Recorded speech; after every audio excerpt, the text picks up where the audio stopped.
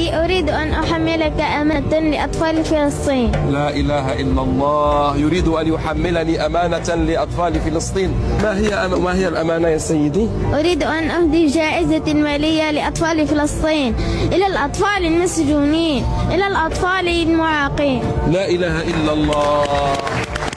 شوف يا ولد، إنها 40 مليون سنتيم وأنت لازلت صغيرا، ربما يعني تعطيها لأبيك. لا.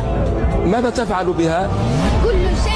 كل شيء يهون في سبيل فلسطين، أفديها بمالي وروحي.